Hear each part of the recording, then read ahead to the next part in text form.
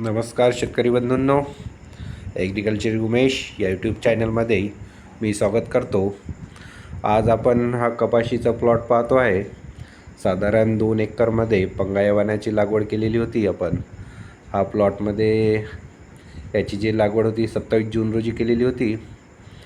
आपण बघतो आहे याची वाढ जी आहे थोडी कमी दिसत आहे आणि यामध्ये थोडे मावाचं जे रोग आहे थोडा जास्त दिसत आहे.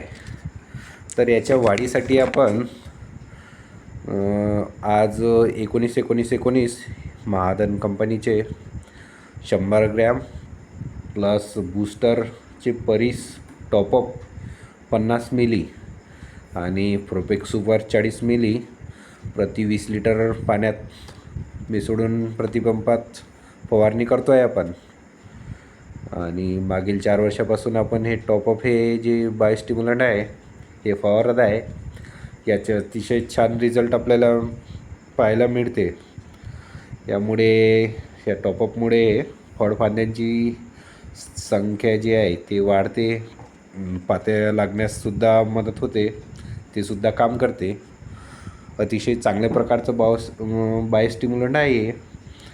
तर आपण बघू शकता याची वाढ थोडी कमी आहे. आणि दुसरं जर आपल्याला जर कपाशी जर वाढवायची असेल तर जर तयारी असेल तर आपण याला एक ड्रिंचिंगही करू शकतो. आणि ड्रिंचिंगमध्ये आपण 19-19-19 100 gram plus blue copper oxychloride हे 50 ग्रॅम प्लस ह्युमिक ॲसिड 100 मिली आणि त्यामध्ये आणखी NPK कन्सो जे जीवाणू जे खत येते जे लिक्विड फॉर्ममध्ये येते, लिक्विड फॉर्ममध्ये सुद्धा येते आणि पावडर फॉर्ममध्ये सुद्धा येते.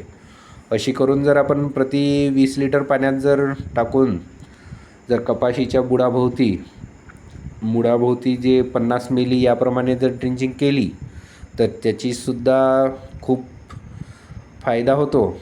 त्याच्यामुळे सुद्धा कपाशीचे झाड हे जोमाने वाढायला सुरुवात करते. जर तुमची तयारी असेल तर तुम्ही ही ड्रिंचिंग करू शकता. साधारणतः आपली ड्रिंचिंग अधिक झालेली नाही आहे. आपण आज जो फवारा मारतो आहे साधारण आज 17 ऑगस्ट रोजी आज फवारा मारतो आहे आपण. हा प्लॉट थोडा मागं राहिलेला प्लॉट आहे. याची लागवड जी आहे ते सुद्धा आपली थोडी उशिरा झाली होती. म्हणजे जवळपास 27 जूनचा हा प्लॉट आहे. आणि इकडे भरपूर दिवसाचा पाण्याचा खंड असल्यामुळं याची हाईटसुद्धा खुंटलेली आहे. आता जर पाऊस जर नाही झाला तर याला एक तर स्प्रिंकलरच्या पाण्यानं शिप लावावं लागेल, कारण यामध्ये जमिनीत आता जास्त काही मॉइश्चर राहिलेलं नाही आहे, पूर्ण कोरडी झालेली आहे. तर कपाशी वाढासाठी आपल्याला एक फवारणी प्लस याला पाणी गरज जर भासली तर याला एक खताची मात्रासुद्धा द्यावी लागेल. तशी याला एक खताची मात्रा झालेली आहे. त्यामध्ये आपण 18-18-10 हे खत घेतलेलं होतं. साधारणतः एकरी 1 बॅगच खत दिलेलं आहे, थोडं कमी दिलं आहे. तसं जर पाहता तर याला एकरी 1.5 बॅग खत पाहिजे. पण यावर्षी आपण थोडं बायाच्या हातानं थोडं कमी खत गेलेलं आहे. याला 1 एकरमध्ये 1च बॅग गेलेली आहे.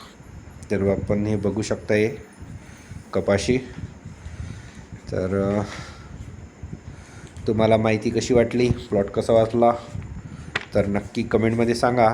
माहिती जर आवडली असेल तर चॅनलला लाईक करा, सबस्क्राईब करा आणि